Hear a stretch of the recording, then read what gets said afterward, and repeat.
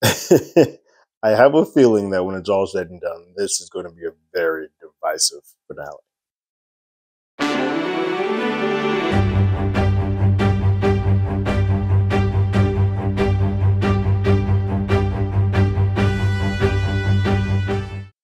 Hello, everyone. Terrence here with Hollywood Already Did. If you haven't already, go ahead, like, share, subscribe to the channel, leave a comment, ring that bell below. Anytime we have something, you will be among the first to know.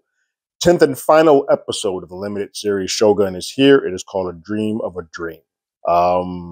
As I said before the jump, this could be a divisive episode. Not because it's a bad episode. I think it's a really well done episode. I think this is a show that has gone out of its way to distance itself from being compared to Game of Thrones. Previously, that was thought to be because it has more in line with Succession and who's got the power, who's got the power, who's got the power. I think it also is a way to buffer sort of fans to know that there's not going to be any really massive scaled battles that you're going to see in the show. And I think this show has done a pretty interesting job of speaking of Crimson Sky and war and war and war. And then this episode does not bring us a war. In fact, I would argue that this episode, last week's episode, Crimson Sky, which is titled that for a reason we'll get on a little bit later, I think that episode was sort of the finale, and this is kind of the epilogue to that finale. As we sort of get the ramifications of Mariko's death, which they solidify at the very I love it when they do that right out the gate. Like, yeah, no, she dead. But it deals with the fallout of how that affects five characters, or five main characters. Toranaga, Blackthorn, Yabu, Ishido, and Lady Ochiba. They all interact and have an effect of it in their own way. What we open up with is a dream sequence. Well, we later learn this dream sequence isn't quite the truth, it makes more sense why they showed it to us. It pissed me off during the show because I wasn't ahead of it, but it makes more sense afterwards. But we get a shot of what appears to be an older version of Blackthorn on his deathbed with his kids looking at the sword that he used in battle. And he's holding on to the rosary cross that Mariko lost in her night. And he can't really say anything, but it's just him holding on. He's been, ever since that day, he has not sort of let go of the pain that he felt in that moment, and the anger that he felt in that moment. We then get back to the scene of the crime last week when Mariko is shot with a cannon in her back. And right away, we show her that she's dead. Blackthorn's passed out. Yabu's trying to wake him up. He finally does. Blackthorn makes a beeline over to Mariko, and he can't feel it. He lets out a guttural yell and just kind of holds her, while Yabu is off to the side, looking pretty shell-shocked and saying, "Forgive me." I mentioned in the last episode that even the sort of look that he gave at the end when she did get blasted or was about to get blown away, you can tell that whatever he was doing for self-preservation, he did not believe that this was going to be the outcome from Mariko. So he just says, "Forgive me." In earshot, which I was like, oh, I don't know if you want to go out and claim him, but he is no longer the man that he was. He's pretty much shell-shocked for the rest of this episode. They are now allowed to leave, fittingly, as a procession sort of occurs out of Osaka. And they are taking Mariko's body out, and Toranaga's heir are all sort of making this procession out. While that's happening, the regents are having sort of a dialogue and discussion about the incident that occurred. And they are not aware that Ishido made the master plan to get the shinobi in there. They have some feelings that somebody in their circle may have done it. They don't know who. No one's blaming anybody. But they do think this incident could have been avoided. They say that she should have been gone already anyway. And if she was, this never would have taken place. A couple of them are like, well, it's water on the bridge now. Now we can do about it. She did. So let's move on. Toranaga sends through his brother a letter of protest saying that he's very upset by the loss of his vassal. And he's leaving Edo. He's going to prepare for war. And Ishido responds like, well, that's cool. Wherever he chooses to die is kind of irrelevant. He's going to die. He can come to us and die, or we're going to beat him in war. We got the upper hand. We got a everything air. Here, I got the banner from Ochiba and her army, and with her air's army behind me, so we're good to go. I'm set. Whatever he wants to do, we gonna win regardless. So go do you, boo boo. That's what he kind of responds with a very confident air about him. Like I said, Kiyama is sort of a discussion that somebody in his circle set this in motion, um, and has sort of put um, the safety of Osaka at harm, but also put Mariko at harm. And who would go forth and do such a thing? And Ishido sort of plants the seed that it was Toranaga. Toranaga put this into motion because he wanted to put a splinter into the tight-knit unity of the regions. He wants to separate us so we are not as one. But if we're at one, we can take him down. So let's just stay unified. He doesn't want any type of deception or whatnot taking place. As long as they don't divide us, we can end him. Ishido's pretty adamant, like, we must march. Let's go get him now. Let's go do this now. And everybody, Kiyama's kind of like, no, we should give Mariko's chance to have a proper funeral. Like, we should give that. And Ishido tries to use Lady Ochiba as his sort of his shield to say, like, well, real quick, I'm sad to see Mariko's gone. I'm sad to see that she died and all, but she comes from the air. She comes from the family lineage that killed Lady Ochiba's dad. So we ain't gotta wait. And Ochiba steps in real quick. It's like, no, she will get a proper burial. We will give her the burial that she deserves and the time that she deserves. And Shido's like, well, damn it, crap. All right, fine, we'll do that. But after she's buried, we gonna burn that mother down. We're gonna go to war right after that. And everybody sort of is in agreement with that. Right when he says that, though, an earthquake occurs, which is a bad omen to say that, hey, whatever we're deciding, whatever we're talking about here, probably isn't on the up and up. And so some of the regions bring that up, and Ishido completely dismissed that as hogwash. It's like, that's old man's tale. Don't believe any of that.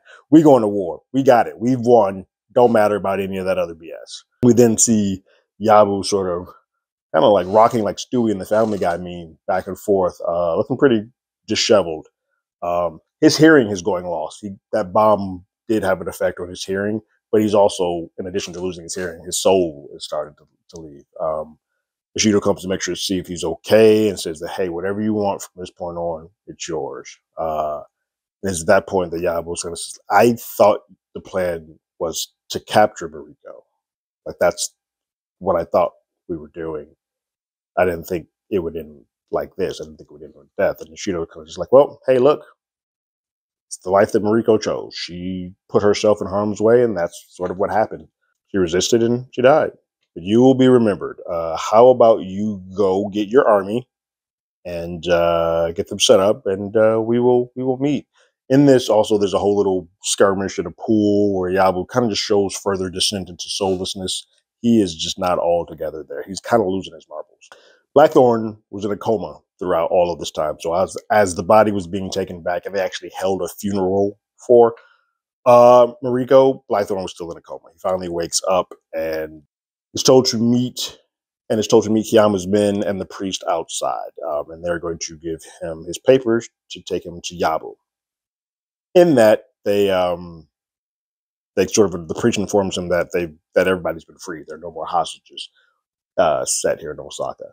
So they take a path into the woods. Blackthorn informs the priest that, yeah, Toranaga is going to go to war. Just as he said he was going to, and he got what he wanted. He got those folks free, but he's still going to go to war. He lost his prized vassal. He's going to get revenge. In this moment, Blackthorn and the priest are being civil.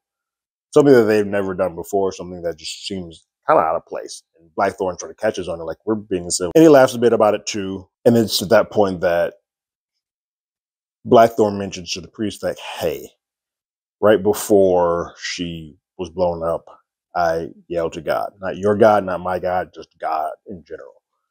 I hope it was heard. At that point, priest says, she came to me prior to trying to take her life in the suicide seppuku, that she is absolved and she has total absolution. Blackthorn's like, cool. Blackthorn then realizes where he's at. He looks around, he's like, I'm in the middle of the woods. Wait a minute.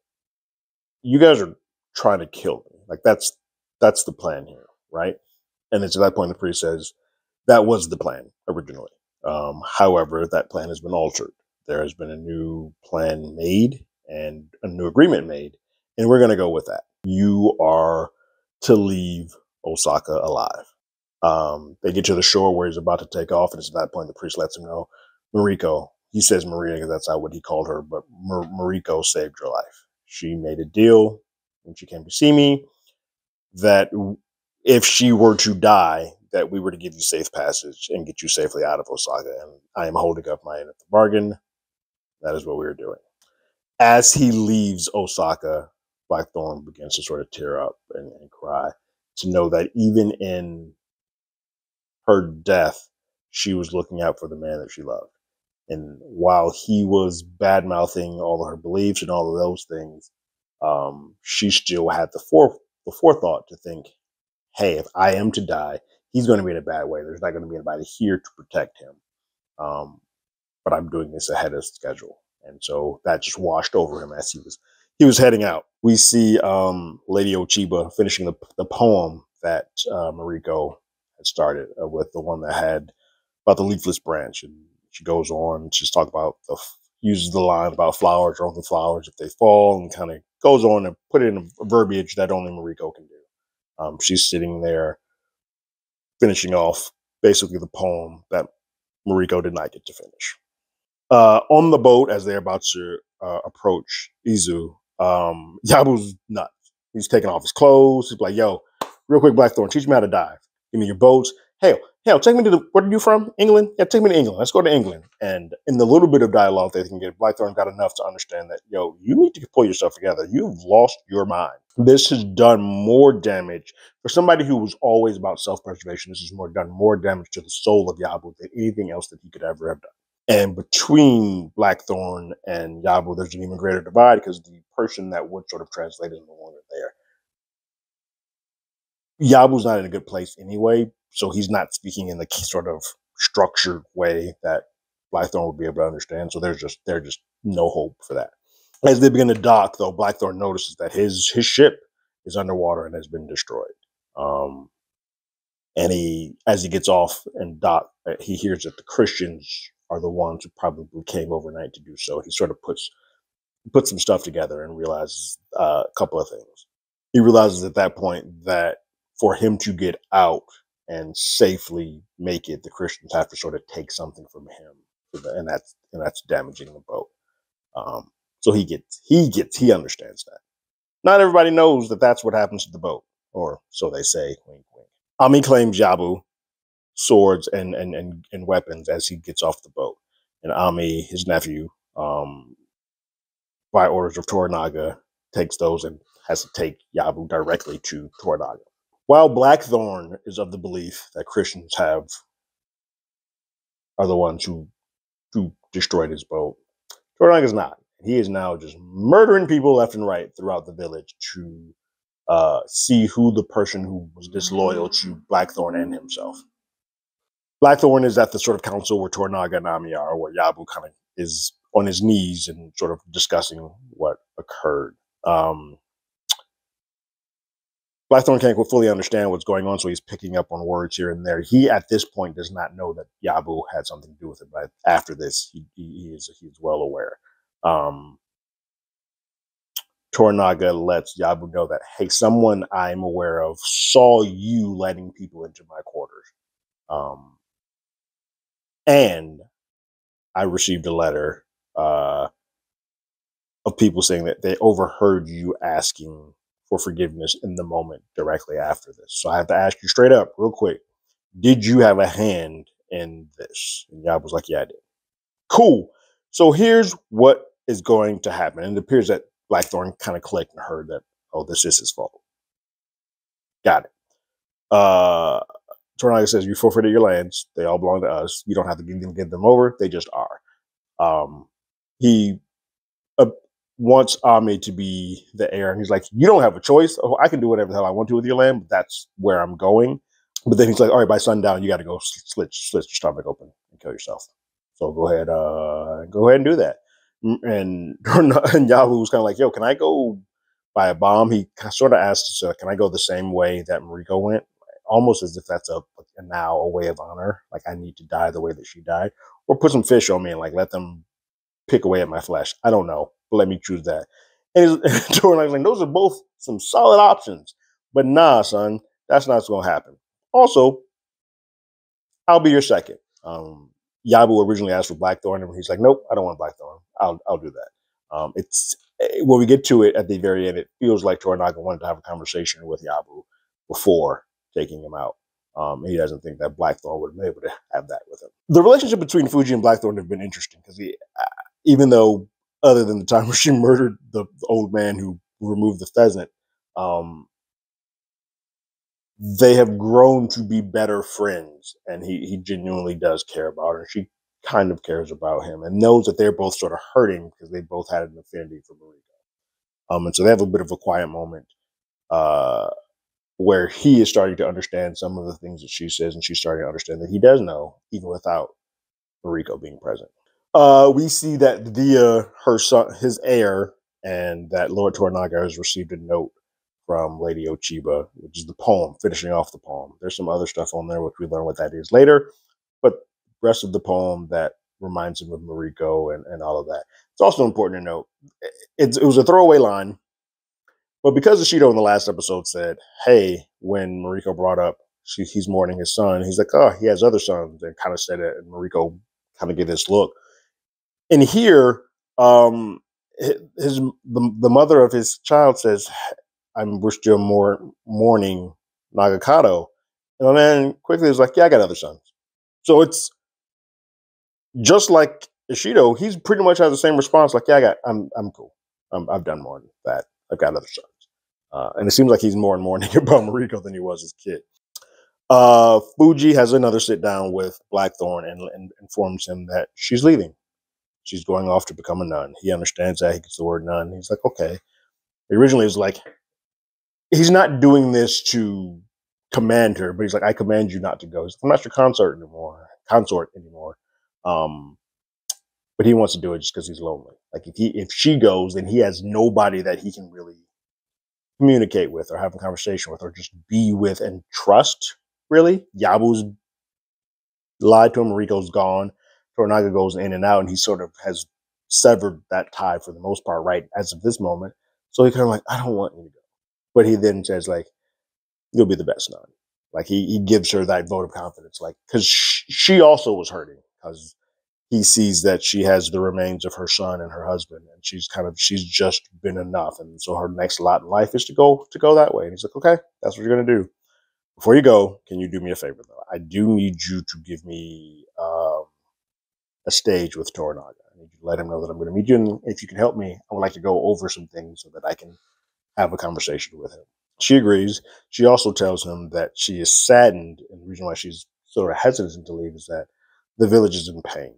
Ajiro is currently under the Toranaga is murdering people. He doesn't know who's responsible for the boats, but he's just outright killing people until he finds somebody to sort of step up and claim them. And Blackthorn's like, okay, let me have this combo with him. Blackthorn goes to go see Toranaga, and Ami meets him and says, hey, I need your sword and gun. He's a bit taken aback that Blackthorn understood him. Oh, okay, cool. And then they take him to Toranaga. The fisherman, who's been the spy back and forth, while he's translating, realizes that if I start translating all of this, it's going to appear that I know more than I do. And Toranaga's like, wait, he doesn't know that you're my spy? He's like, no, go ahead, reveal it to him. And my man starts talking and translating for Blackthorn. It's in this conversation back and forth that Blackthorn lets Toranaga know, like, hey, I know who's responsible for my boat. You need to stop killing these people. In this, Blackthorn lets him know that he is sorry for the way that he dismissed him when he was surrendering. He knows that those are the rules and that's what you're doing. You're doing everything by the book. But my apologies to that. But I do want to say that the people of Anjiro, they're loyal. Nobody here did this. It's just the Christians that did this. And so stop. And Torana's like, no, somebody who's breathing this air did that to your boat, and we're gonna go find out who that is. But Blackthorn's pretty adamant to have no more blood. This isn't right. Stop this. This is no more blood. We've had enough. And Tornaga's like, no, I refuse. And so at that point, Blackthorn decides to take his own life, and he goes through with emotions. He's like, I'm gonna kill myself. Um, I die, not the village. The village folks need to be spared, and you will not kill on the behalf of me when I know who has done this. And he gets to the point where he's about to stab the knife in, and then Tornaga comes up to him and kind of stops him and punches him in the face. Blackthorn says he's going to take his own life. Um, it's at this point that then Blackthorn leads it even more. Now, granted, he can't understand this, and the translator is not translating all of this, but he basically says, I'm your enemy. Does get that one word. He's like, I'm your enemy. I came here to use you. I shit on everything you guys did. I am not the person that you should be doing. You should not be murdering people of your own village in my honor. I'm not that good of a person. I did not even freaking like you. Like, stop killing people. So then he starts to make the move to kill himself. And Tornaga stops it. And at that point, he's like, you're done with these foolishness. If you're done, rebuild your ship, make me a fleet. Let's get to work. And Blackthorn's like, all right, yeah, cool. I can do that. You start seeing the repair of the village. The heads off the spikes start coming. They don't need to have that image out there anymore. So they start cleaning the place up. On his way to do his bidding, Yabu tells Ami, you're the son that I never had. He respects him a lot. He's like, you'll do great. You'll be a great heir. You are the person that should be running this.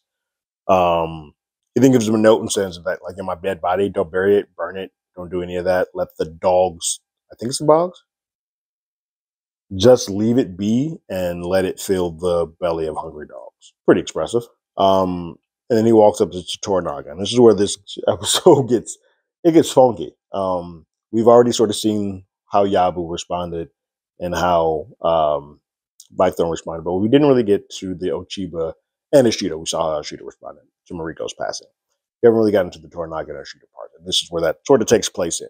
We also get to see how much of a manipulator and orchestrator Tornaga truly, truly is. In this conversation that they are having, Yabu learns that Tornaga is the one who burned the engine boat. Like, that deal with Mariko and the priest was made just to give him safe passage. And there was not something that had to be given back to it. Tornaga was smart enough to know that Blackthorn would think that there would be. And so he's like, I'm going to burn your boat. And then that burning of the boat, it created another thing where he could test Blackthorn's loyalty to see how long it would take him before he gave him the truth so that he wasn't murdering people in his village. It was all of it was a test, including sending Mariko out there because he knew Mariko was not going to be returning. But he knew that was going to be sort of the light that set aflame a lot of things into motion. For him, in that moment, that was the Crimson Sky, not the sending bullets and cannons and all that stuff. That last episode called Crimson Sky because that was Tornaga's new version of Crimson Sky. He just did it. He did with Mariko more than he could ever do with cannons and guns and weapons. To that point, I was like, how does it feel to be able to control the wind? And Tornaga was like, I don't control the wind. I just study it. And I can figure out everything. I know where people's instincts take them. And what's going to happen, and Ishido doesn't know this, is that I received a letter today.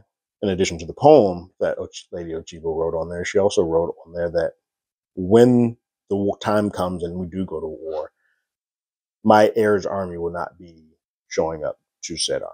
And the banner that Ishido needs to sort of take hold of the war, he won't have. And thus that sort of has gutted him. The regions will sort of fall apart. And so all of this, we don't get to see the war. We see a visual image of what Tornaga is thinking, what's going to take place, but we don't actually see it, which is where I think some people might have an issue with this episode, is that we don't actually see the war play off, or we don't actually see the battlefront pay off. It's all sort of done, the machinations of how to get that, and that's what the show has always been about. But I can see how that would be upset people if you don't know that going in. He also kind of just says that Blackthorn's my puppet. Like, he's going to do what I want him to do when I want him to do it. For now, I'm going to have him rebuild the boat, but there's going to come a point in time when I burn the boat back down, and I won't tell him why I do it. Maybe I will, maybe I won't. If I do, it'll be after the fact. But he's destined to be in Japan forever. Not because I need him, not because I want him to be around, but he makes me laugh. And it's good to have somebody that is funny for my enemies because sometimes it'll take them off guard and make them laugh. Uh, so he's just sort of playing with everybody. He's sort of using everybody that he wants to get what he wants. And it's at that point that Yabu is kind of like, well, hold on. You have adamantly said that you don't want Shogun, but you are doing everything humanly possible to make it appear that that is the way that you want to go. Is that the truth? We don't really get an answer. We don't. Toranaga plays his stuff close to the vest like he has done most of this series, where he's planning, he's doing his machinations, his puzzle, he's figuring out where things go, but he's not going to tell anybody. And I think at this point he reverses the line that Yabu said to him, pretty much in the same area. Why tell a dead man the future? And to that point, Yabu was like, "Son of a, that was mine. Got it." Pulls out a sword, stabs himself, and then Toranaga takes off his head. A lot said there. It's pretty interesting that probably the Yabu, who's probably the biggest, more so than Ishido, because a lot of his was done from afar, besides the Shinobi stuff. Yabu's probably one of the biggest villains, but he's a dual. He's both, and having his finish with with Toranaga and Yabu, kind of where it began, two of them up there on the hill, is a fitting sort of coda close off to their story. And then basically we see at the end that Blackthorn starts pulling his ship out of the water. And he does so with the help of the village. A lot of that is because the village is probably now aware that he is sort of the one responsible for backing Toranaga off. So now they have a bigger bond with him. We also see Buntaro is one of those folks that come to have and help him out without saying words. They just sort of nod. They both lost something there. Even though Mariko didn't love Buntaro the way that he wanted him to, he still loved her. And now Buntaro knows that also Blackthorn loved her. So they're both feeling that same sort of hurt. So without saying words, they sort of just nod, and he just starts making his way and helping him out. They do some work, get the boat a little bit closer, start handing out some water. Blackthorn hands them to Buntaro to show that there's a bond. They're starting to become closer. But you just sort of see Toranaga looking over the land and just looking at everything and seeing what it is that he is about to win, how the future holds for him. And he sort of stares at Blackthorn, and Blackthorn stares back, kind of knowing that I'm not leaving Japan. This is what I am. My future is this. It's good that this is sort of occurring because what I was confused of at the very beginning is when we saw that dream sequence. I was led to believe, or I was believing that was old man Blackthorn, and then we go back to the past. What that was a dream. Like when he was unconscious a couple of times, that was what he thought his life would become. He didn't want any parts of that. So that is why in this episode, there's a point where Fuji drops off the ashes of her husband and her son. Blackthorn drops off the rosary because he feels like he's holding on to that for the rest of life, and he's on his deathbed holding that, and he's not lived a life. He has not lived. For someone who has been adamant to Mariko, live your life, go, you gotta love, drink, do everything. He can't have what happened to her suffocate who he is to become. So, and also when he was about to commit suicide, my brain originally was kind of like, well, I see that he's an old man, so I know this isn't true. But if you actually pay attention and look at what's happening, that part isn't actually there. It's a dream within a dream. How do I feel about this show? I love it. I think there are some strong episodes. Last episode's probably my favorite, with probably the brother meeting and him turning being my second. But I think this episode works better when it's dealing with all the backdoor dealings, when it's dealing with all the characters and how they interact and who wants power versus what.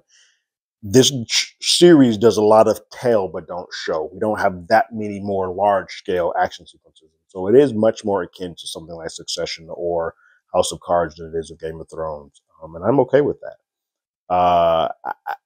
Well, am I sad to see it go? Yeah.